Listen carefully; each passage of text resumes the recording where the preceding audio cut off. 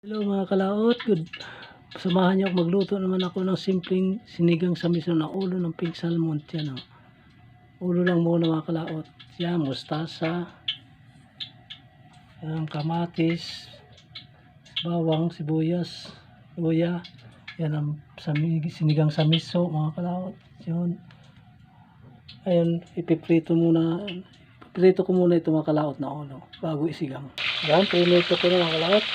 Ito na mga kalaot na prito ko na. Yan, ang kasarapan ng ulo ng pink salmon, malambot pati tinik mga kalaot. Subukan nyo. Igigisa ko na mga kalaot ang miso.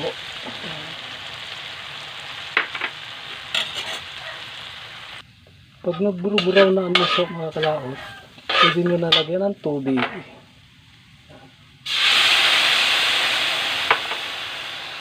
Ito mga kalaot, ilagay na natin ang prinitong ulo ng salmon. Yan. Sabay lagay ang asin, pampalasa, paminta.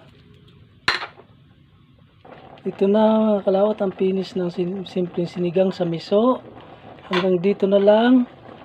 Bye bye. Thank you for watching.